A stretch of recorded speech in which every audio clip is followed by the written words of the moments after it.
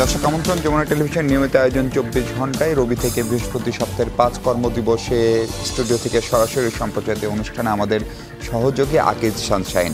আমরা এই অনুষ্ঠানে দিনের উল্লেখযোগ্য ঘটনাপ্রবাহ নিয়ে কথা বলি। রাজনীতি, নির্বাচন, সংস্কার সহ নানান ইস্যুতে যেরকম আলোচনা চলছে, তেমনি আলোচনা আছে প্রকৃত অপরাধীদেরকে ছেড়ে দেওয়া কিংবা শেষের দিকের কিংবা নামমাত্র যারা অপরাধী তাদেরকে ধরা, এবং এসব নিয়ে সরকারের দায়িত্বশীল যারা, বিশেষ করে উপদেষ্টা, একাধিক উপদেষ্টার কথা ও কাজের যে সমন্বয়হীনতা তা নিয়েও ক্রমশ সমালোচনা হচ্ছে। সেসব নিয়ে কথা বলবো আমরা। কথা বলার জন্য আমার সঙ্গে স্টুডিওতে আছেন বিএনপির সিনিয়র নেতা, দলটির চেয়ারপারসন, উপদেষ্টা ও সাবেক চিফ হুইপ জনাব জয়নাল আবদিন ফারুক। মিস্টার ফারুক, স্বাগত আপনাকে আমাদের অনুষ্ঠানে। আমাদের সঙ্গে আছেন বাংলাদেশের বিপ্লবী ওয়ার্কার্স পার্টির সাধারণ সম্পাদক জনাব সাইফুল হক। মিস্টার হক, আপনাকেও স্বাগত। এবং আছেন ডক্টর রেজওয়ানা করিম স্নিগ্ধা, তিনি জাহাঙ্গীরনগর বিশ্ববিদ্যালয়ে নৃবিজ্ঞান পড়ান। ডক্টর রেজওয়ানা, আপনাকেও স্বাগত। জয়নাল আবদিন ফারুক সাহেব, আপনাকে দিয়ে আলোচনাটা শুরু করতে চাই। আমরা দেখলাম কদিন আগে যে আপনার আওয়ামী লীগের মূলধারার নেতা যারা, অথবা জুলাই আগস্টের যে হত্যাকাণ্ডের প্রধানতম আসামি যারা, তারা তো চলে গেলেনই। স্বরাষ্ট্রমন্ত্রী ওবায়দুল কাদের কিংবা ক্যান্টনমেন্টে যারা আশ্রয় নিয়েছিলেন, এমনকি সাবেক রাষ্ট্রপতি, সেসব ক্ষেত্রে কোনো প্রশাসনের তৎপরতা দেখলাম না। কিন্তু সাম্প্রতিক সময়ে নায়িকা, গায়িকা বা যারা আসলে ওই অর্থে আওয়ামী লীগের কোনো পদধারী না, তাদেরকে আটক করা হচ্ছে। ফলে এটাকে আসলে মূল আলোচনা, যেটি নির্বাচন অথবা সংস্কার অথবা সংস্কারের রূপরেখা, নির্বাচনের সময়ক্ষণ, সেখান থেকে মনোযোগ ডাইভার্ট করার চেষ্টা করা হচ্ছে কিনা? দেখুন, আগুন সন্ত্রাসী হিসেবে যে মেয়েটা কথা বলেছে, যেটা আজকে পত্রিকা দেখলাম, কি নায়িকা নুসরাত, জানি না, চিনিও না। আমি ওকে জানতে পেরেছি একটা পত্রিকা পড়ে, যে কি ছবি বানিয়েছিল মনে হয় শেখ মুজিবুর রহমান আত্মজীবনী নিয়ে। জি, সে অভিনয় করেছিল। সে আবার রাজনৈতিক কোনো বক্তব্য কোথাও দিয়েছিল, বেগম জিয়াকে অগ্নি সন্ত্রাস বলছিল কোথাও, সেটা আমি কোন পত্রিকা দেখলাম। তাকে এবিসে আজকে উপদেষ্টাও কথা বলেছে, তদন্ত করে দেখবে। আবার সাংস্কৃতিক উপদেষ্টা একজন আছেন, কি নাম, ফারুক, তৃষার জামাই মনে হয় নাকি, নাটক করে, উনিও বলেছেন। দেখা যায় অনেক কথা। তো এই বিষয়ে আমি কিছু বলতে চাই না। তার নিজস্ব গতিতে চলবে। অপরাধী হলে নিশ্চয়ই তার শাস্তি হবে, বিচার হতে আসবে। কারণ মূল কথাই হলো, তারেক রহমানে বলেছে, কাউকে নিজের আইন নিজ হাতে তুলে নেওয়া যাবে না, আইন তার নিজস্ব গতিতে চলবে। তাহলে তো আবার হাসিনার মতোই হয়ে যাবে। কিন্তু প্রশ্ন হচ্ছে, সাময়িক রাজনৈতিক যে পরিস্থিতি, 9 মাস অন্তর্বর্তী সরকারের, এই 9 মাসে পেলামটা কি, দিলামটা কি?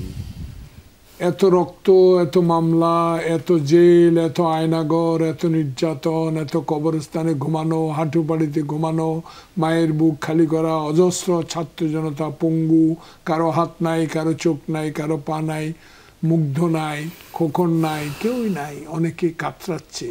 তাদের এই আত্মহতি, তাদের এই নিপীড়ন, নির্যাতনের পর পেলাম কি? 9 মাসে কিছুই পেলাম না। পেলাম কিছু লোক উপদেষ্টা হয়েছেন, যাদের সাথে কোনো রাজনৈতিক সম্পর্ক নাই। এটা আমার কথা না, জনগণের কথা। আমরা মনে হচ্ছে এরা বুদ্ধিজীবী। এটা ডক্টর ইউনূসের মতো অত্যন্ত গুণীজন। আমরা গুণীজনকে ভালোবাসি সবসময়, শিক্ষককে বেশি ভালোবাসি, যেহেতু বাবার শিক্ষক। সে কারণে আমি মনে করেছি, এটা আমার ব্যক্তিগত অভিমত, এবং জনগণের, যেহেতু আমি গ্রামে থাকি, ম্যাক্সিমাম গ্রামের সাথে আমার সম্পর্ক। এই বয়সে তো 5 বার এমপি হওয়ার সৌভাগ্য হয়েছে। অবশ্য আমার নিজের গুণে না, ধানের শীষ, জিয়াউর রহমানের, খালেদা জিয়া, তারেক রহমান। সে কারণে আমার এই বক্তব্যটা মানুষ আমাকে জানতে চায়, যে একটা গুণী ব্যক্তি, সকলে গ্রহণযোগ্য ব্যক্তি, সকলে এক বাক্যে ওনাকে বসিয়ে দিলেন। কিন্তু উনি কি 9 মাসে কিছু করতে পেরেছেন? যেগুলো করার দরকার নাই, যেগুলো নিয়ে কথা বলার প্রয়োজন নাই, চলমান যে সংকট সেটা দূর করবে, এবং মূল টার্গেট হাসিনা এদেশে নির্বাচনটাকে নাজেহাল করে দিয়েছে, নির্বাচনকে এমন এক পর্যায়ে নিয়ে গেছে, এটাকে আবার পুনর্গঠিত করে একটা নির্বাচন দেওয়া, এটি তার মূল দায়িত্ব। কিন্তু মূল দায়িত্ব পালন করতে দিয়ে এখন দেখি যে কি চট্টগ্রামের কি বন্দরও কি বিদেশের হাতে দিয়ে দেবে, আবার কি করিডোর মানবিক কারণ। এ মানবিক কারণটা কি হিন্দুস্তান দেখে নাই? পদ্মা যখন শুকিয়ে গেল পানি নাই, তিস্তা যখন শুকিয়ে গেল, যখন এদেশে হাজার হাজার লক্ষ লক্ষ রোহিঙ্গা আসতে শুরু করলো, তখন কি মানবিক ছিল না? এখন হঠাৎ এই সরকার আমলে এইসব কথা উঠিয়ে, আমার দৃষ্টি না, এটা জনগণের কথা যে এইসব করে আপনি একটু আগে যেটা বলেছে নির্বাচনকে দেরি করা। জি সাইফুল ভাই, আপনি উপদেষ্টাদেরকে নিশ্চিতভাবে ফলো করেন, তাদের সঙ্গে আপনাদের 2-3 বার মত বিনিময়ের সুযোগ হয়েছে। স্বরাষ্ট্র উপদেষ্টা নিজে বিজিবি প্রধান ছিলেন, সেনাবাহিনীর বড় কর্মকর্তা, তিনি স্পষ্ট করে আজকে এক ধরনের অসহায়ত্ব প্রকাশ করেছেন। উনি বলছেন যে নায়িকাটাকে এয়ারপোর্টে আটক করা হলো থাইল্যান্ড যাওয়ার সময়, তাকে যদি গ্রেপ্তার না করা হতো তাহলে সেটি নিয়েও নাকি সমালোচনা হতো, এই কারণে তাকে গ্রেপ্তার করেছে সেটি নিয়েও সমালোচনা হচ্ছে। এবং তিনি সেই হত্যা মামলার 206 নম্বর আসামি, 205 জন আসামিকে সরকার গ্রেপ্তার করতে পারেন। বিপরীতে আরেকজন উপদেষ্টা মোস্তফা সরোয়ার ফারুকী, যিনি আমাদের এই নায়িকা গায়িকা তাদের দেখভালের দায়িত্ব, তিনি বলছেন যে এই বিষয়টা খুবই অপ্রত্যাশিত এবং তিনি খুবই বিব্রত। সরকারের কথা ও কাজে কতখানি মিল দেখতে পাচ্ছেন, অথবা আন্তঃসমন্বয় এক মন্ত্রণালয়ের এক উপদেষ্টার সঙ্গে কতটা? ইনারা তো সবাই, ইনাদের তো কোনো রাজনৈতিক এজেন্ডা নাই ইনারা। জি, আপনাকে ধন্যবাদ প্রিয়ভাজন জয়নুল আবদিন ফারুক ভাই, আর আমার প্রিয়ভাজন ডক্টর স্নিগ্ধা রেজওয়ানা, তাদেরকে শুভেচ্ছা জানাই। যেটা বলছিলেন যে সরকারের মধ্যকার যে সমন্বয় নাই, এটা টেলিভিশনে মানুষকে জানান দেওয়ার বিষয় আমাদের দিক থেকে না, এটা প্রতিনিয়ত মানুষ এটা দেখছে। যেটা আমি নিজে অনেক দিন ধরে বলে আসছি, প্রতিদিনই সরকারের মধ্যকার গুরুতর সমন্বয়হীনতার বিষয়টা বেরিয়ে আসছে। এক এক উপদেষ্টার এক এক ধরনের বক্তব্য। শুধুমাত্র মানবিক করিডোর নিয়েই তো 3 ধরনের বক্তব্য তারা দিয়েছেন। মানুষ কোনটাকে মানুষ গ্রহণ করবে? সরকারের মধ্যে বা যে অনেকগুলো প্যারালেল সরকার কাজ করে, এটা আমি আওয়ামী লীগের সময় আমি 15 বছর অসংখ্য বক্তৃতা করেছি। তো এখন দেখছি যে আমরা তো একটা সরকারকে আমরা সমর্থন দিয়েছি। 8ই অগাস্টে বঙ্গভবনে যেদিন রাতে তারা শপথ গ্রহণ করলেন, যেখানে আমি নিজে উপস্থিত ছিলাম। তো এরপরে দেখছি যে সরকারের মধ্যে, সরকার উপদেষ্টাদের মধ্যে কটা সরকার সেটা জানি না, আমাদের একটা সরকার। তারপরে দেখছি যে আমাদের ছাত্র তরুণদের আরেকটা প্যারালেল সরকার। এর বাইরে অনেকগুলো মনে হচ্ছে যে ওই ক্রস কারেন্টের মতন গুরুতর একটা সমন্বয়হীনতার জায়গাটা আমরা দেখছি। যেটা আপনি বলছিলেন যে এই নুসরাত ফারিয়ার এই গ্রেপ্তারের মধ্য দিয়ে, এটা কি ব্যাপারটা এরকম যে আব্দুল হামিদ সাহেব, যিনি সাবেক রাষ্ট্রপতি, তাকে যেভাবে যেতে দেওয়া হয়েছে, দুর্ভাগ্যের জায়গাটা কোথায়? কেউ এখন দায়িত্বটা গ্রহণ করছে না। এতদিন পার হয়েছে, আমি কোনো মন্ত্রণালয়, কোনো প্রতিষ্ঠান, কোনো ব্যক্তিকে, কোনো সংস্থাকে দেখলাম না যে তারা দায়িত্ব তারা গ্রহণ করেছেন। 3 জন উপদেষ্টাকে নিয়ে একটা কমিটি হয়েছে, একটা তদন্ত কমিটির জন্য, কীভাবে সেটা জানি না। এবং যেটা তার এটা তো সবাই জানে, এটা সরকারের যে নলেজের বাইরে তিনি যে যেতে পারেননি, এটা বোঝার জন্য খুব বেশি বুদ্ধিমান হওয়ার দরকার নেই। কেউ না কেউ নিশ্চয়ই যুক্ত ছিল, উনি সরকারের কনসার্ন নিয়ে সেখানে গেছেন।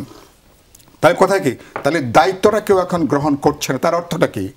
তাহলে কি আমরা পরিবর্তন করলাম? আপনি যদি কোনো গ্লোফালস থাকে, দায়িত্বহীনতা থাকে, তাহলে আপনি তো সেখানে বলবেন। এবং নৈতিক দায়িত্ব নিয়ে অনেক আগেই উচিত ছিল স্বরাষ্ট্র উপদেষ্টার, অনেক আগেই তার কিন্তু সরে যাওয়ার ব্যাপার ছিল।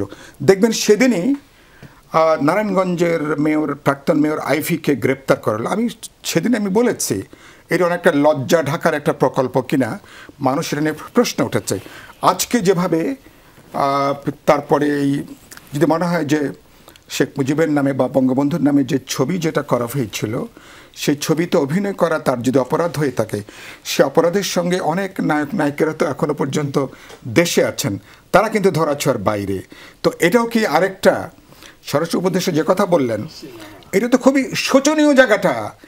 তাকে যদি মানুষ কথা বলবে, এরকম একটা পপুলিজমের জায়গায় সরকার যদি চলে, সেই সরকার কোনোভাবে কাজ করতে পারে না। সরকারের মধ্যে গুরুতর সমন্বয়হীনতা যত দিন যাচ্ছে, আমার আশঙ্কা সমন্বয়হীনতার জায়গাটা বাড়ছে। অবিলম্বে এটাকে দূর করা দরকার। সরকারের প্রধান যে এজেন্ডা, সেখানে মনোযোগ দেওয়া দরকার। যেটা আপনি যেটা বলে শেষ করি, যেখানে বলছিলেন যারা দাগী আসামি, খুনের আসামি, এগুলো বাস্তবে আইনগতভাবেও যাদের নামে আছে, তারা 14.5 আনা ধরাছোঁয়ার বাইরে, তারা কেউ দেশ ছেড়ে পালিয়েছেন, কেউ নতুন বন্দোবস্তের মধ্য দিয়ে নতুনভাবে কারো কারো পুনর্বাসন হয়েছে বা হচ্ছে। আর আপনি যারা যাদের সাথে হয়তো বা দূরবর্তী কোনো সম্পর্ক থাকলেও থাকতে পারে, তাদেরকে আপনি এখন গ্রেপ্তার করে দিয়ে আজকে দেখলাম এনসিপি একটা খুব ভালো কথা বলেছে, যের মধ্য দিয়ে বাস্তবে কিন্তু গণহত্যার বিচার বা অপরাধের বিচারগুলো কিন্তু ঢাকা পড়ে যাচ্ছে, মানে প্রকৃত অপরাধীরা কিন্তু বাইরে বেরিয়ে যাবার কিন্তু আশঙ্কা এখন তৈরি হয়েছে। আমি একটু ডক্টর রেজওয়ান আপনি নিশ্চয়ই দুইজন সিনিয়র পলিটিশিয়ান আলোচনা শুনছিলেন, ওই জায়গা থেকে আমরা 1/11-এর সময় দেখেছি যে বিভিন্ন সংস্থাগুলো আসলে এজেন্ডা তৈরি করে এবং যেটি নিয়ে গণমাধ্যম, সামাজিক যোগাযোগ মাধ্যম ব্যস্ত থাকে। ফলে আপনি যদি একটু খেয়াল করেন, বিশেষ করে এই করিডোরের ইস্যু কিংবা বন্দর ব্যবস্থাপনার ইস্যু আলোচনায় আসার পর থেকেই মানে আমরা তো এখন অনেক কিছুকেই বিশ্বাস অবিশ্বাসের একটা দোলাচলের ভিতরে দেশের মানুষ আছে। ফলে ওরকম কোনো কিছু হচ্ছে কিনা বিএনপি পর্যন্ত স্পষ্ট করে বলছে যে আসলে কি হচ্ছে, দেশ কোথায় যাচ্ছে। আমির খসরু মাহমুদ চৌধুরী আজকে বলছেন ওনারা জানেন না, ওনারা বুঝছেন না। ফলে এইটা আপনারা কিভাবে, যারা একাডেমিশিয়ান, তারা কিভাবে মূল্যায়ন করেন পরিস্থিতিকে? আপনাকে ধন্যবাদ, এবং আমার সাথে বিজ্ঞ দুজন রাজনীতিবিদ আছেন, ফারুক ভাই এবং সাইফুল ভাই, তাদেরকে শুভেচ্ছা। দেখুন মিশু, এই যে পরিস্থিতিটা যে যাচ্ছে, এটা শুধু 1/11 না, আপনি দেখবেন যে বিগত সরকারের সময়ও এই বিষয়গুলো কিন্তু আমাদের সামনে এসেছে। আপনার নিশ্চয়ই মনে আছে যে হঠাৎ করে আমি খুব স্তম্ভিত হয়ে গেলাম, কোনো একদিন এসে দেখছি যে কোনো এক নায়িকা তার গৃহের যে দ্বন্দ্ব সেটি নিয়ে সামনে চলে এসছেন, এবং বাংলাদেশের সকল মিডিয়া তার শিরোনাম শুধুমাত্র সেটিকে কেন্দ্র করে। এটি একটি বিনোদন জগতের খবর হতে পারে, গুরুত্বপূর্ণ, কিন্তু এটি কিভাবে একটা রাষ্ট্রের নিউজ হতে পারে, ন্যাশনাল নিউজ হতে পারে, এটা কিন্তু আমার বোধগম্যই হয়নি। এর কারণ কি ছিল? কারণ ছিল যাতে করে এই যে মানুষরা পলিটিক্যালি কনসিয়াসনেস, অর্থাৎ রাজনৈতিক সচেতনতা বোধটা যেন তৈরি না হয় মানুষের মধ্যে, এবং আপনার এই যে বিভিন্ন যে বক্তব্যগুলো আসছে সেই বিষয়গুলো থেকে আমি আপনাকে সরিয়ে রাখবো। এই প্র্যাকটিসটা শুধু আপনি যে বলছিলেন 1/11-এর, তা না, বিগত 15 বছরে এই প্র্যাকটিসটা হয়ে এসেছে। একটা কথা আমি প্রায়ই বলি যে বাংলাদেশের সংকটটা কোথায় জানেন? বাংলাদেশের মানুষ ভুল থেকে শিখছে না, একই ভুল বারবার করছে। আপনি খেয়াল করে দেখবেন, যেমন এই যে অভিনয় শিল্পী, আপনি এটি বলতে আমার নির্দ্বিধায় বলার ব্যাপার আছে যে আপনি দেখবেন যে সঙ্গীত, চলচ্চিত্র, এই পুরো জায়গাটাতে কোনো একটা ন্যারেটিভ ছিল যে কেবলমাত্র বিগত যে দলটি ছিল আওয়ামী লীগ, শুধুমাত্র তাদের কর্মীরাই অ্যাক্টিভ, যে কারণে আপনি দেখবেন পুরো সংস্কৃতি সমাজের বিগত সময়ে কখনো কোনো প্রতিবাদে তারা সামনে আসেনি। সেটি আপনি ছায়ানট বলেন, নাসিরুদ্দিন ইউসুফের কথা বলেন, দেখবেন যে কোনো একটা, এমনকি জনগণের যেই আন্দোলন, ধরেন নিরাপদ সড়ক আন্দোলন, এটা তো একটা মানে নাগরিক আন্দোলন, সেখানেও তাদেরকে আপনি পাবেন না। তো এই প্রক্রিয়াটাতে কি হয়েছে, একটা জিনিস সত্য, সেটা হচ্ছে একটা বিচ্যুতি হয়েছে, অর্থাৎ সংস্কৃতি চর্চার বা এই যে মহল, এই মহলের সাথে কিন্তু একটা বিচ্যুতি তৈরি হয়েছে। 1, 2, এই সরকারটি জনগণের একটা ম্যান্ডেটের সরকার, যেখানে নয়া রাজনৈতিক বন্দোবস্তের কথা বলা হয়েছে। সেই বন্দোবস্তে আমি স্ট্রংলি এটা বলতে চাই একাডেমিক হিসেবে, যে কেউ অভিনয় করছে, গান করছে, এটা তার রুটি রুজির সাথে সম্পর্কিত। এটিকে আপনি পলিটিক্যালি পোর্ট্রেট করা কোনোভাবেই কাম্য না। সেটা যে দল করুক, বিগত সরকার করেছে সেটি কাম্য না, এখন হচ্ছে কাম্য না, ভবিষ্যতেও কাম্য না, কিন্তু একদম স্পষ্ট। আর যেটা খুব গুরুত্বপূর্ণ সেটা হচ্ছে যে কি কারণে আমার এই পুরো প্রক্রিয়াটা আপনি খেয়াল করে দেখবেন, এই যে মামলা দেয়া হয়েছে ইসের ক্ষেত্রে, আপনি দেখেন তো 5ই আগস্টের পরে এমন দাগি আসামি, এমন দাগি মানুষ আছে যারা কিভাবে বের হয়ে গেছে আমরা কেউ কিছু জানি না। সেই মামলা আপনি বের হতে পারেন, মিথ্যা মামলা, সেটা একটা প্রক্রিয়া থাকার কথা, কিন্তু তাদের ক্ষেত্রে এই প্রক্রিয়া কাজ করেনি। আজকে যখন আপনি গ্রেফতার করছেন, এই গ্রেফতারকরণ প্রক্রিয়াটা হয়ে যাচ্ছে ইন্টারপার্সোনাল, অর্থাৎ কারোর সাথে আমার দ্বন্দ্ব আছে। এমনকি আপনি দেখবেন স্ক্রিনশটে দেখানো সম্ভব, এমনও প্রমাণ আছে যে মিথ্যা মামলার একটা ঝুড়ি পড়ছে, মামলাকে কেন্দ্র করে চাঁদাবাজি হচ্ছে, থ্রেট হচ্ছে। এই খবরগুলো যদি আমাদের মতো সাধারণ মানুষ জানে, তাহলে এটা কি আপনার সংশ্লিষ্ট কর্তৃপক্ষ জানেন না? তাহলে এদিকে মনোযোগ না দিয়ে আমি আবারও বলছি, এটি নুসরাত ফারিয়া বলে কথা না, XYZ সংস্কৃতি মাধ্যম, যিনি সংস্কৃতি চর্চা করবেন। মনে আছে আপনার বিএনপির সময় আপনার সম্ভবত ওনার নাম ছিল ন্যান্সি বা আসিফ আকবর, তাদেরকে হ্যারাস করা হয়েছে, তারা একটা দলগত অবস্থান করেন দেখে। এমনকি আফজাল হোসেন, তাকেও কিন্তু হ্যারাস করা হয়েছে একটা দলগত অবস্থান করে। এটা কোনো সুস্থ চর্চা না, দেশের সংস্কৃতি চর্চা। আমি তো মনে করি, আমি তো সেই বাংলাদেশ দেখতে চেয়েছি যেখানে আপনার অটোবায়োগ্রাফিক্যাল মুভি, সেটা শুধুমাত্র একজনকে নিয়ে কেন হবে? এটা তো এই সময়ও হতে পারে। আপনি কি ন্যারেটিভ তৈরি করছেন সেটা খুব গুরুত্বপূর্ণ ব্যাপার, যে কিভাবে আপনি উপস্থাপন করছেন সেটা খুব গুরুত্বপূর্ণ ব্যাপার। ইতিহাসের তো অনেক অজানা পার্ট আছে যেটা নিয়ে বারংবার আলোচনা হয়, আপনি আবার বানান, অনেক কিছু সম্ভব। এই মুহূর্তে ইন্ডিয়াতে বিজেপি সরকার আছে, এবং ইন্ডিয়ার বিজেপি সরকারের মনোনীত নায়িকা কঙ্গনা রানাওয়াত, খুব রিসেন্টলি তার একটা ছবি বেরোচ্ছে যেখানে তারা ইন্দিরা গান্ধীকে দেখাচ্ছে যে ইন্দিরা গান্ধী কিভাবে যাচ্ছে। That is the process. একটা সুস্থ গণতান্ত্রিক চর্চার প্রসেসটা এরকম, আপনি রাজনীতি করবেন সেভাবে করবেন, কিন্তু আক্রমণ, মামলা, এটি তো নয়া বাংলাদেশ হতে পারে। ডক্টর স্নিগ্ধা, একটা বিরতি নিই।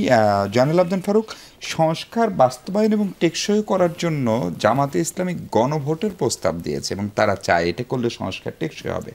আবার অনেকগুলো কমিশন হয়েছিল, তারপরে ঐক্যমত কমিশন, সেই ঐক্যমত কমিশনের প্রথম দফার বৈঠক শেষ হলো, দ্বিতীয় দফা তারা আবার শুরু করবেন বলে আজকে প্রফেসর আলী রিয়াদ জানিয়েছেন।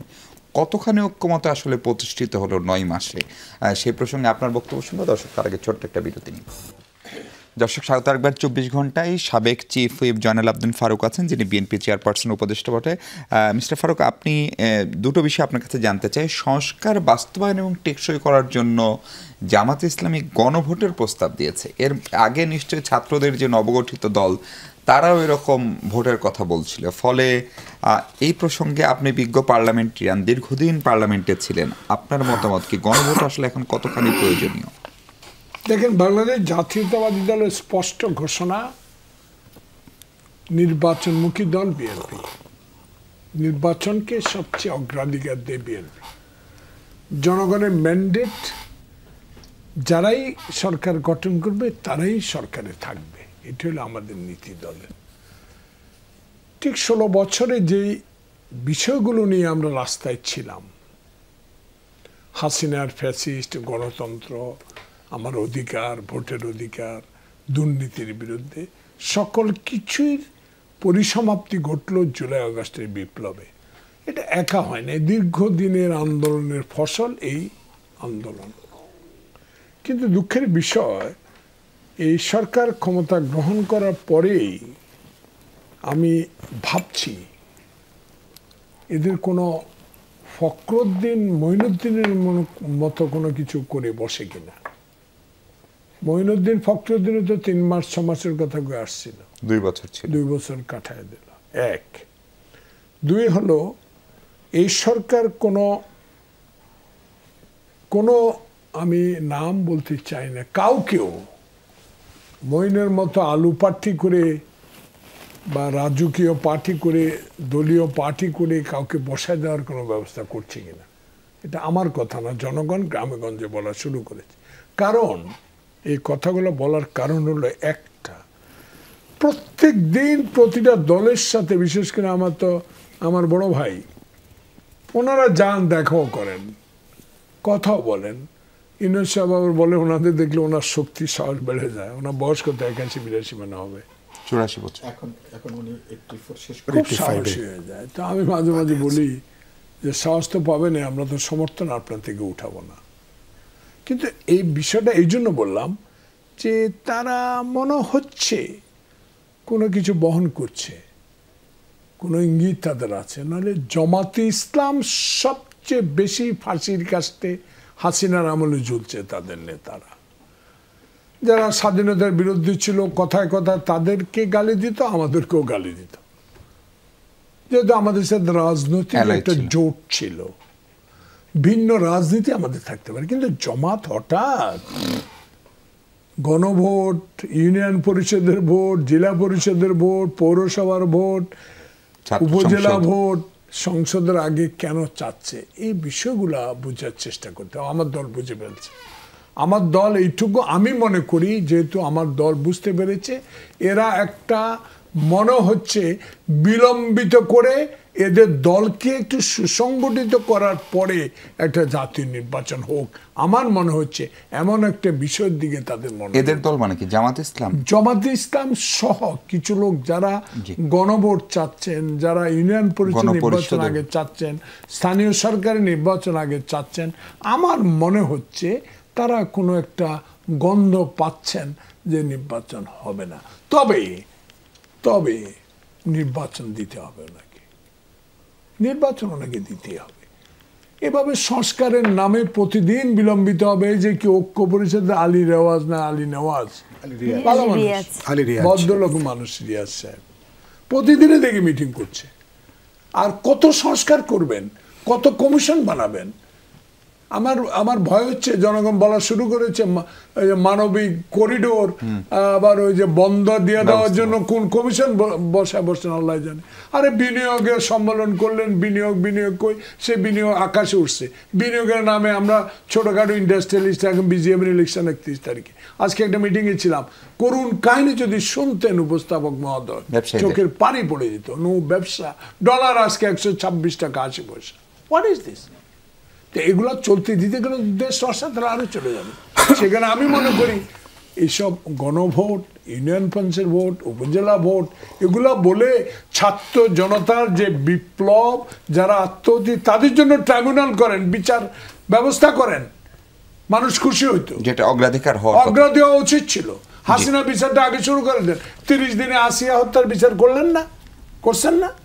তাহলে এগুলো একটা উপমা সৃষ্টি করে আপনি যে গুণীজন, আপনি যে সৎ ব্যক্তি প্রমাণ করেন জনগণের কাছে, সেটা তো না করতে পারি। সাইফুল ভাই, জয়নুল আবদিন ফারুক যেদিকে আলোচনাটা নিয়ে গেলেন, এই ঐক্যমত আসলে কতখানি প্রতিষ্ঠা হলো? কমিশনগুলোর সঙ্গে মিটিং শেষ, প্রথম দফা আজকে সিপিবির সঙ্গে শেষ বৈঠক, আবার আরেক দফা আলোচনা হবে। অনেকগুলো পয়েন্টে 163টার ভিতরে বিএনপি সহ বেশিরভাগ রাজনৈতিক দল 110টা পয়েন্টই তো আপনারা মোটামুটি একমত। যে জায়গাগুলো তো অনৈক্য, সেগুলো নিয়ে আর কত আলোচনা চলবে? যে প্রশ্ন উনি তুলছেন, ওই আলোচনা না পৌঁছানো পর্যন্ত কি চলতেই থাকবে? না, আমাদের সাথে সর্বশেষ আমরা মিটিং করেছি গত 29শে এপ্রিল বিপ্লবী ওয়ার্কার্স পার্টির সাথে। আমরা তো 120টা প্রশ্নে আমরা একমত হয়েছি। 22টার ব্যাপারে আমাদের ভিন্নমত ছিল, আর 23টার ব্যাপারে আমরা আংশিক একমত এরকম। তো প্রথমত আমি দেখছি যে ঐক্যমতের জায়গাটা হচ্ছে বেশি। এটা বড় কারণ যে এবারকার আমরা যারা বিপ্লবী ওয়ার্কার্স পার্টি, গণতন্ত্র মঞ্চ বা বিএনপি সহ যারা আমরা রাজপথে ছিলাম, আমরা তো 31 দফা আমরা একটা প্রায়র কমিটমেন্ট আমাদের আছে। এটা 5ই আগস্টের পরে দাবিটা আমরা উত্থাপন করিনি।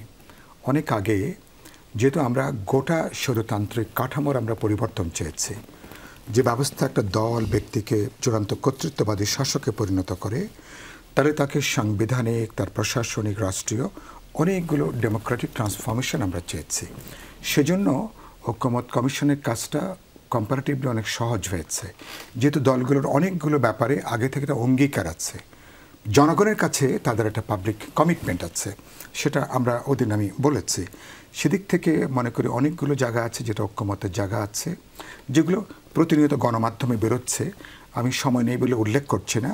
এখন প্রসেসটা হচ্ছে বাকি ওরা দ্বিতীয় পর্যায়ে আমার সঙ্গে আজকে সন্ধ্যাবেলা কথা হয়েছে ঐক্যমত কমিশনের একজনের সাথে। পরবর্তী তারা অল্প কিছুদিনের মধ্যে দ্বিতীয় পর্যায়টা শুরু করবেন। তারা এটাকে এখন একটু ছোট করে নিয়ে আসবে, জুলাই সনদ। তাহলে যেগুলো আমরা একমত হচ্ছে সেগুলোকে এক জায়গায় রাখবেন, আর যেগুলোর ব্যাপারে ধরুন পুরোপুরি ভিন্নমত আছে সেগুলো হয়তো একটা আলাদা প্রশ্ন, আর যেগুলোকে আলাপ আলোচনা করে যেগুলো আমরা আরেকটু কাছাকাছি আসতে পারবো, মতকের জায়গাটা বাড়িয়ে তুলতে পারবো, যেমন ধরুন সংখ্যানুপাতিকের ব্যাপার আছে, প্রধানমন্ত্রীর ক্ষমতা কেন্দ্রিক ব্যাপার আছে, তার মেয়াদের প্রশ্ন আছে, নির্বাহী বিভাগের সাথে ডেমোক্রেটিক ইনস্টিটিউশন অথবা সাংবিধানিক প্রতিষ্ঠানগুলোর ভারসাম্যটা কিভাবে হবে, স্থানীয় তারপরে এনসিসির ব্যাপারে সাংবিধানিক নিয়োগগুলো নিয়ে বড় একটা আলোচনা আছে। অনেকগুলো গুরুত্বপূর্ণ প্রশ্ন আছে। কিছু প্রশ্ন আলাপ আলোচনা করলে হয়তো আমরা একমত হতে পারবো। কতদিন লাগতে পারে ঐক্যমতের কাজ শেষ করতে? আচ্ছা, আমি মনে করি এটা নির্ভর করে আপনার সদিচ্ছার উপরে।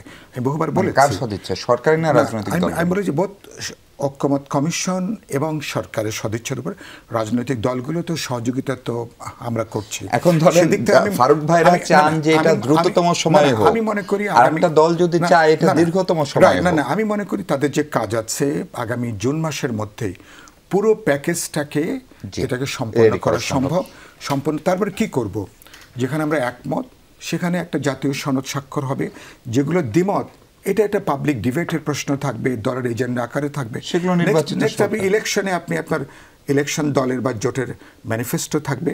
আর একটা গুরুত্বপূর্ণ প্রশ্ন আপনি বলেছেন কিভাবে হবে, এটা তো আমরা যেহেতু আমরা একটা পাবলিক কমিটমেন্ট করেছি, আর দলগুলো যখন একটা সনদে স্বাক্ষর করবে এটাই একটা ম্যাগনা কার্টা হিসাবে এটা জনগণের সামনে থাকবে। ভবিষ্যতে যারা ইলেক্টেড হবে, নতুন পার্লামেন্ট যেটা আসবে, তখন তারা কিন্তু কম্পেল বাউন্ড, কারণ তারা এটা নিয়েই তারা ইলেকশন করেছেন, তারা বিজয়ী হয়েছেন, এবং তখন তাদেরকে বাস্তবায়ন না করলে আমরা প্রশ্ন করতে পারবো, বাস্তবায়ন না করলে তখন তারা বিট্রায়ার হিসেবে জনগণের তখন চিহ্নিত। সুতরাং আমি মনে করি যে এটা আপনি 3 মাসের কাজ 9 মাসে করতে 18 মাস লাগাতে পারেন, কিন্তু আমি এখন দেখছি যে আগামী জুনের মধ্যে 1 মাসের মধ্যে পুরো কাজটা সম্পন্ন করা সম্ভব। একদম পরিষ্কার। ডক্টর স্নিগ্ধা,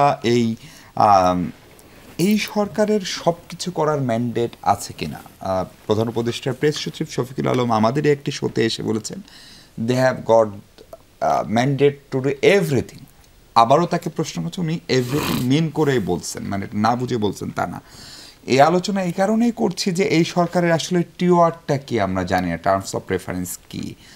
ফলে ধরেন এই যে বন্দর ব্যবস্থাপনা নিয়ে আলোচনা, এমনকি প্রফেসর ইউনূস নিজে বলছে এটা মানুষকে বোঝাতে হবে এবং এটা আমাদেরকে দিতেই হবে। এখন বন্দর ব্যবস্থাপনা তো একটা দীর্ঘমেয়াদী প্রক্রিয়া, এটা প্রফেসর ইউনূস নিজে বলছেন।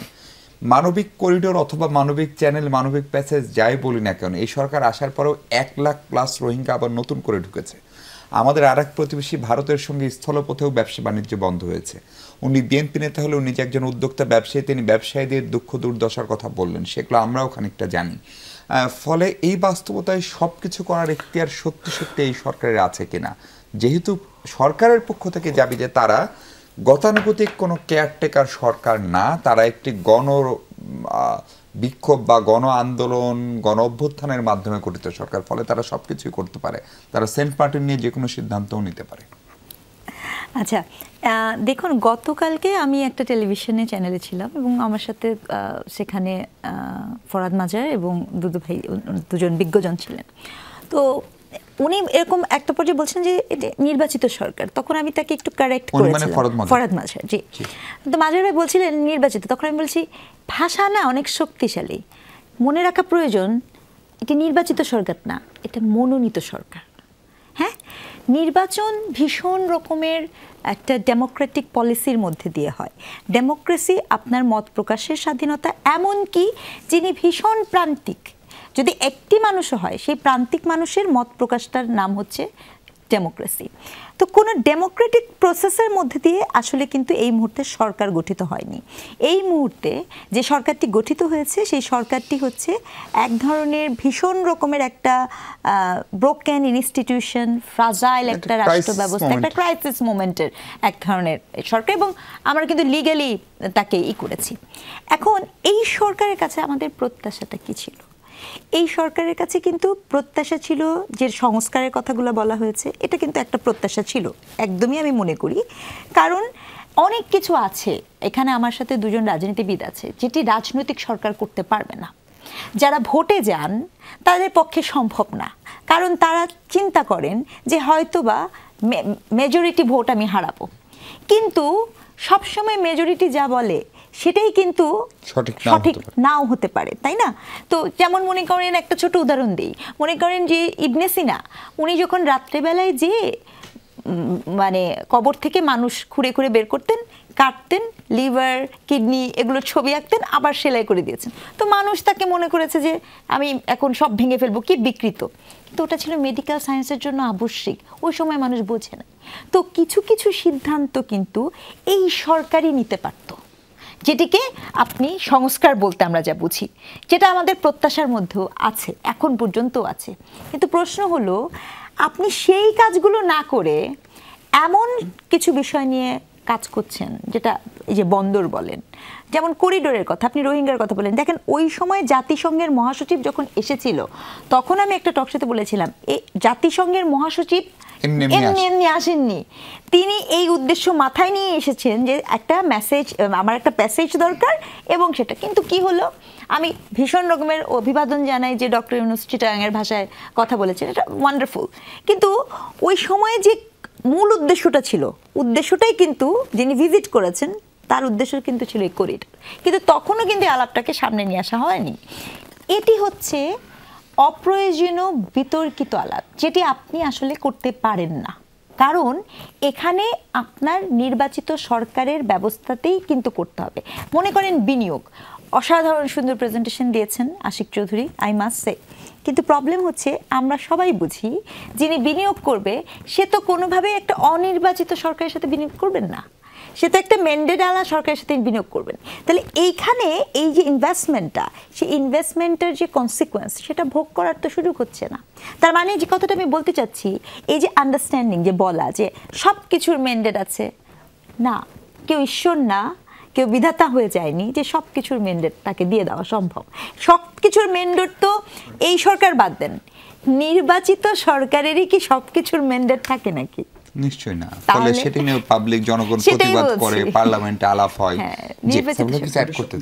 আমি আপনার ওই প্রশ্নটা যদি আমি একটু রেসপন্ড করি, স্নিগ্ধা যেখানে শেষ করলেন, সব কিছুর ম্যান্ডেট বলতে প্রথমত যে আপনি যে রেফারেন্সে উচ্চ আদালত, উচ্চ আদালতের যে রেফারেন্সে সরকার গঠিত হয়েছে, আমরাই বলেছিলাম 5 তারিখে রাতে যেটা উচ্চ আদালত থেকে একটা রেফারেন্স নেওয়া যেতে পারে, সেখানে তারা দৈনন্দিন নির্বাহী কাজ তারা পরিচালনা করবেন, সেটা স্পষ্ট করা আছে। That is the thing.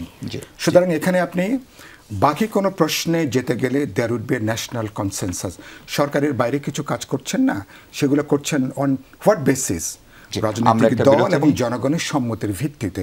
সুতরাং আপনি এককভাবে সবাইকে আপনি ডার্কের মধ্যে রেখে আপনি এককভাবে কোনো কিছু করবার জন্য, আপনি ফ্রি স্টাইল কোনো কিছু করবার জন্য আপনাকে লাইসেন্স দেওয়া হয়নি। That should be very clear. Doctor Debapriya Bhattacharya, যিনি এই গেল আওয়ামী লীগ সরকারের দুর্নীতির শ্বেতপত্র প্রণয়ন কমিটির প্রধান ছিলেন, উনি আজকে একটা আলোচনায় বলেছেন যে চোরতন্ত্র নতুন করে আবারও মাথাচাড়া দিচ্ছে। জয়নাল আবদিন ফারুক সাহেব, এই সরকারে যারা আছেন তারা সবাই অনেক বেশিরভাগই পিএইচডি হোল্ডার, উচ্চশিক্ষিত, এবং আমাদের রাজনীতিবিদদেরকে এক ধরনের চরিত্র হনন সবসময় এই বা সমালোচনা এনারা করেন। ফলে এই সময় আসলে চোরতন্ত্র কোথা থেকে আসলো, নাকি এটি ডক্টর দেবপ্রিয় কথার কথা বললেন? সেই প্রসঙ্গে আপনার মন্তব্য শুনবো, তার আগে আবারও বিরতি নিয়ে দর্শক ফিরছে একটু পরে।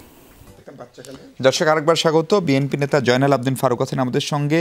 চোরতন্ত্র মাথাচাড়া দিচ্ছে ডক্টর দেবপ্রিয় ভট্টাচার্যের এই বক্তব্যকে কিভাবে দেখেন জয়নাল আবদিন ফারুক? চোরতন্ত্র, প্রজাতন্ত্র, মূলতন্ত্র, গণতন্ত্র, এই নিয়ে তো আজকে এই বয়সে অনেক লড়াই করলাম। এই লড়াই কদ্দূর জিতছি কদ্দূর হারছি সেটা বলার দরকার নেই। Jamuna TV is more popular TV. আপনাদের ইলেকশনের সময় 5 মিনিট আপনাদের প্রচারণা বন্ধ ছিল, জানেন? জি, আমি ছিলাম। আমি জায়গা মতো বসা ছিলাম, যাক বলতে চাই না। আপা আমার খুব কাছের লোক, বাবার সাথে মর্নিং ওয়াক করতাম। মতের বিমত থাকতে পারে, বেমিল থাকতে পারে, মিশুকের সাথে আমার আইডিয়া মিল না থাকতে পারে, ওনার সাথে আমার দলের আইডিয়ার ভিন্ন থাকতে পারে, কিন্তু বাংলাদেশের ব্যাপারে আমরা এক, জাতীয়তাবাদ নিয়ে আমরা এক, সংবিধান নিয়ে আমরা এক, বিচার বিভাগ নিয়ে আমরা এক, দুদক নিয়ে আমরা এক, বাংলাদেশের মানুষকে সচ্ছল চলার জন্য স্বাস্থ্য বিভাগকে কঠিনভাবে শক্ত হাতে হ্যান্ডলিং করার জন্য আমরা এক। একটা জায়গায় আমরা দ্বিমত, যখন ভোট কেন্দ্রে যাই 2 মার্কায় 3 মার্কা আমরা ভোট দিই, কারণ আমরা সরকারে গেলে ভালো করব, সরকারে গেলে খারাপ করব, ইত্যাদি ইত্যাদি। এখানে যে কষ্টটা আপনি করলেন, দেবপ্রিয় অত্যন্ত ভালো মানুষ, ওনার সাথে আমার অনেক অনেক মিটিং করার সৌভাগ্য হয়েছে, অনেক বুদ্ধিমান লোক। হঠাৎ কেন যে কথাটা মুক্তিগণে বেরিয়ে গেল আজকে, সেখানে আমাদের আমির খুসরু মনে উপস্থিত ছিলেন, আমিও প্রেস ক্লাবে ছিলাম, আমিও নজরুল ইসলাম খানও ছিলাম প্রেস ক্লাবে। 90,000 কোটি টাকা শুনেছি উনি নিশ্চয়ই সিবিডি 90,000 কোটি। আমি একটু আগে বলেছিলাম 126 টাকা 80 পয়সা ডলারের মূল্য। আমার ওয়াইফ অসুস্থ, কিনতে গেলে কিনতে পারি না। এখন একটা বিষয়, চোরতন্ত্র হোক আর যাই হোক, বাংলাদেশ থেকে বাঁচাতে হলে দেবপ্রিয়রা এই সরকারের যাওয়া উচিত ছিল। ওই যে 160 অনুচ্ছেদের কারণে দৈনন্দিন কাজের জন্য প্রফেসর মোহাম্মদ ইউনূসকে সহযোগিতা করার জন্য যারা আছে তারাও গুণীজন, আমি অস্বীকার করি না, কিন্তু এইসব গুণীজনও যাওয়া উচিত ছিল, যে কারণে দেশে একটা তড়িৎ গতিতে নির্বাচন আসা ঝামেলাটা, ইউনূসের এই জনপ্রিয়তাটা হ্রাস পাচ্ছে। আমি বললাম তো আপনাকে, আমি জোর গলায় বলবো, মানুষ বলতেছে এত জনপ্রিয় লোক, আপনি নির্বাচনের কথা ওটা আজকে বলছেন। আপনার টিভিতে আমি স্কুলে দেখলাম যে উনি বলছে আমার ডিসেম্বর মধ্যে নির্বাচন হতে পারে,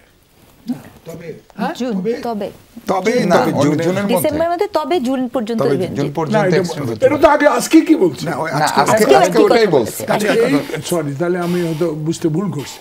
এই কথাটা ওনার তো বলার দরকার নাই, কি দরকার ওনার? উনি কি মঈন, উনি কি ফখরুদ্দিন?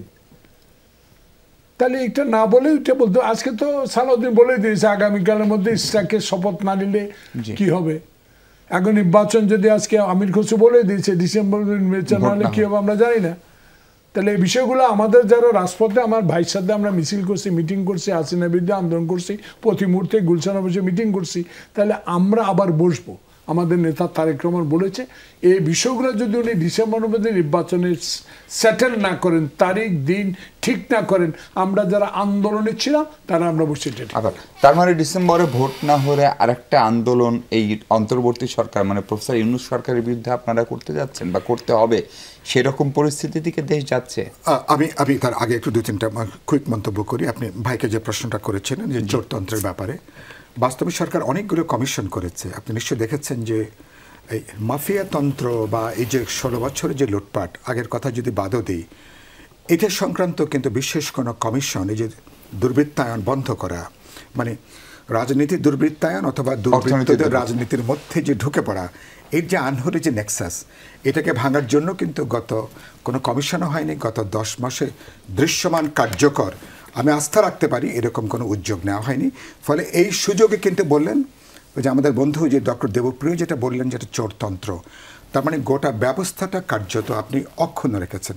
দেবপ্রিয়রা 6 মাস আগে তারা তাদের যেটা শ্বেতপত্র দিয়েছেন না, $16 বিলিয়ন কীভাবে পাচার হয়েছে, এবং দেখলাম তারা এবার বলেছেন 6 মাস পার হলেও শ্বেতপত্র জমা দেওয়ার পরে সরকারি ব্যাপারে ন্যূনতম কোনো উদ্যোগ তারা গ্রহণ করেনি। তো এরকম একটা সরকার যদি 6 বছরের সময় পায়, তাহলে তারা কিছু করবেন, এর তো কোনো বিশ্বাস করবার তো কোনো যৌক্তিক কোনো কারণ নেই। দ্বিতীয় কথা আপনি যেটা বললেন, আমি নিশ্চয় মনে করি না, আমরা তো 15 বছর তো ভোটের দাবি, একটা অবাধ নিরপেক্ষ বিশ্বাসযোগ্য নির্বাচনের জন্য আমরা তো রাজপথে ছিলাম, এবং সেই গোটা আন্দোলনটাই হয়েছে মানুষের ভোটাধিকার, একটা বিশ্বাসযোগ্য নির্বাচন, নিয়মতান্ত্রিকভাবে সরকার পরিবর্তন হবে এবং দেশ একটা গণতান্ত্রিক অভিযাত্রার পথে হাঁটবে থ্রু সাম ইম্পর্ট্যান্ট রিফর্মস। এই ছিল মানে আন্দোলনের মূল রাজনৈতিক বার্তা যেটা। এখন এই সরকারের আমলে আবার যদি আমাকে নির্বাচনের জন্য, আবার যদি ভোটাধিকারের জন্য যদি আমাকে রাজপথে নামতে হয়, এটা রাজনৈতিক দল হিসেবে এটা আমাদের জন্য বিব্রতকর, সম্ভবত অন্তর্বর্তী সরকারের জন্য এটা খুব বিব্রতকর অবস্থা হবে। কারণ আমি ধরে নিচ্ছি তাদের যেহেতু ডেফিনিট কোনো পলিটিক্যাল এজেন্ডা থাকার কথা না, যদি তাদের ডেফিনিট কোনো পলিটিক্যাল এজেন্ডা না থাকে, তাহলে তারা তো রাজনৈতিক দলগুলোর সঙ্গে তাদের একটা আনওয়ান্টেড দূরত্বটা বাড়বে কেন? আস্থায় নেবেন, কথা বলবেন, আলাপ আলোচনা করবেন, রিফর্মটা আগামী 1 মাসের মধ্যে আমরা সনদটা স্বাক্ষর করে ডিসেম্বর, এমনকি সদিচ্ছা কাজ করলে তার আগেও জাতীয় নির্বাচন করা সম্ভব। 16 বছর ধরে মানুষ নির্বাচন অপেক্ষা করছে। শেষ বাক্যটা বলি, সরকার যে দেশ চালাতে পারছে না, মানে এটা তো তত্ত্ব দিয়ে বোঝানোর দরকার নেই। প্রতিদিন মানুষের জীবনে একটা আধা নৈরাজ্যের অবস্থাটা গোটা দেশব্যাপী চলছে, এবং আমরা চাই না যে সরকার অমর্যাদানী সরকার যাক। সরকারকে আমরা সমর্থন করছি, নির্বাচনের মধ্য দিয়ে তারা যদি বেরিয়ে যেতে পারেন, সরকারকে নিশ্চয়ই শেষ পর্যন্ত সাধুবাদ জানাবো।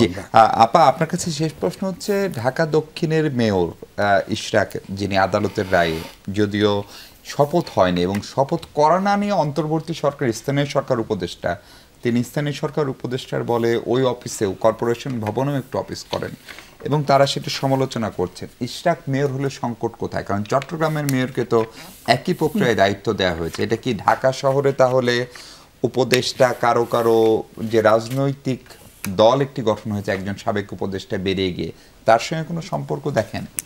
না দেখেন, এই যে এই ব্যাপারটা আমি একটুখানি এটা বলতে চাই যে আদালতের যে রায়টা হয়েছে মানে ইশরাককে নিয়ে, এটা কিন্তু একটু একটু একটু ধোঁয়াশা। মানে মনে করেন আপনি নির্বাচনে উনি জয়ী হয়েছে, কিন্তু ওই মেয়রের কিন্তু আবার মেয়াদও উত্তীর্ণ হয়ে গেছে। তো এইটার কিন্তু একটা ব্যাখ্যা, যদি আমার সদিচ্ছা থাকতো একজন উপদেষ্টা কি করবে, আদালতের কাছেই ব্যাখ্যা যাবে, যদি সদিচ্ছা থাকতো, শব্দটা ব্যবহার করেছি। এখন একটা ঘটনা কি হয়েছে জানেন, এই সরকারের মধ্যে প্রয়াসী এরকম একটা ভাইব আসে আমাদের, যে এখানে ক্ষমতা, অর্থাৎ আমি একটা ক্ষমতা চাই, ক্ষমতা প্র্যাকটিস করতে চাই, সেই ক্ষমতার অসম বন্টন হচ্ছে। অর্থাৎ কেউ ক্ষমতাবান হয়ে উঠেছে, কেউ ক্ষমতাবান হয়ে উঠছে না সরকারের মধ্যে, এবং তার প্রেক্ষিতে একটা রিপার্কেশন থাকে যেটার আলটিমেট দুর্ভোগ ভোগ করে হচ্ছে জনগণ। আপনি দেখেন যে এই যে নগর, হ্যাঁ আপনার এই যে ঢাকা দক্ষিণ, ঠিক আছে, আপনার তো উত্তর সিটি যেরকম আছে, দক্ষিণের এটা নিয়েও কিন্তু আপনাদের নানা ধরনের রিপোর্ট আছে, কই সে বিষয়েও কিন্তু কোনো বক্তব্য নাই। কিন্তু অন দ্য কন্ট্রারি, যেটা আপনি বললেন, আপনি তো চিটাগং বললেন, আমি বললাম দুইটা ঢাকা ডিভিশনের মধ্যে উত্তর দক্ষিণেই তো একটা কন্ট্রাডিক্টরি আছে। তাহলে কেন নাই? তার কারণ হচ্ছে আপনার একটা ক্ষমতার ভাগাভাগি হচ্ছে, এই ক্ষমতা চর্চার ভাগাভাগি হচ্ছে, যেটা ultimately connected with election as well. কারণ যখনই আপনি ইলেকশনের দিকে যাবেন, তখন এই যে ক্ষমতার চর্চা, কারণ আপনি তো এই ক্ষমতার চর্চাটা অর্জন করেন নাই, এই বিষয়টা কিন্তু খুব গুরুত্বপূর্ণ। এই যে আজকে দুজন রাজনীতিবিদ এখানে বসে আছে, তারা কত বছরের জীবনে সাধনা করছেন বা কত বছরের অভিজ্ঞতা অর্জন করে, এটা হচ্ছে অর্জন করা। আরেকটা হচ্ছে আমি একটা লটারি পেয়েছি, দুটার মধ্যে না অনেক পার্থক্য আছে, বুঝছেন? তো সংকটটা ওখানে তৈরি হয়েছে, লটারি পেয়ে এখন আর সেটা আমি ছাড়তে চাচ্ছি না। এবং সেখানে কে কতটুকু ক্ষমতাবান আপনি লক্ষ্য করবেন, কোন দল আমরা বুঝি, কিন্তু আমরা নাগরিক হিসেবে বুঝি। আপনি যখন বিচারিক প্রক্রিয়ার কথা বলেন, আমরা বুঝি যে আসিয়ার মতো এত মর্মান্তিক ঘটনার বিচার যেখানে আজকে 2 মাস পার হয়ে গেছে তার হয় না, সেখানে এটা তো একটা বিশাল কঠিন পরীক্ষা, তাই না? আপনাকে ইন্টারন্যাশনাল ট্রাইব্যুনাল, এখানে একটা বিষয় মনে করে দিই, উনি মনে যে মেয়াদ তো শেষ নাই, মেয়াদ হবে যেদিন শপথ হয়, যেদিন প্রথম মিটিং, ওই দিন থেকে মেয়াদ জুন মাসে শেষ হবে। 3 দিনে না হলে হচ্ছে মেয়াদ, তার কি অসুবিধা নেই? আপনাকে প্রশ্ন করছে, আসলে আপনি বিশ্লেষক, আপনি কোনো পক্ষের লোক না। আমার সবচেয়ে প্রিয় ব্যক্তিটা এখানে বসা, নিশ্চিত আমার সেই প্রথম এমপিগিরি থেকে তার সাথে আমার সম্পর্ক। আমি একটা কথা স্পষ্ট, দলীয় না, আপনি যে কথাটা বলতে চাচ্ছেন যে চিটাগংয়ের মেয়রকে দিতে পারলো একই রায়, একই জাস্টিস, একই বিচারক, তাহলে ওনার ব্যাপারে কেন ঠেকে দেয়? প্রশ্ন করছে রাজনৈতিক যিনি এখন আছেন, উনি কোন দলের সাথে সম্পর্ক, আমি একদম শেষে প্রশ্নটা একদম এক লাইনে, ঢাকা শহরে একজন মেয়র থাকা সেটা একটা পলিটিক্যাল বার্তাও দেয়, আর না থাকাটা আরেকটা পলিটিক্যাল বার্তা দেয়। সেই চিন্তাটাও নিরপেক্ষ এই সরকারের উপদেষ্টাদের মাথায় কাজ করছে কিনা? না, এটা করা সম্ভব না। আমি এখানেই বলেছি যে এখানে করা সম্ভব না, কারণ এই যত গলতটা তৈরি হচ্ছে ওখান থেকে, যেখানে আমি ক্ষমতার একচ্ছত্র সুবিধা ভোগ করব। জি জি, অনেক ধন্যবাদ ডক্টর রিজওয়ানা সিকদার, অনেক ধন্যবাদ সাইফুল হক, ধন্যবাদ জয়নাল আবদিন ফারুক। দর্শক, এই ছিল আলোচনা। ভালো থাকবেন সবাই, নিরাপদে থাকেন সবাই, ভালো থাকুক বাংলাদেশ। ধন্যবাদ সঙ্গে থাকার জন্য।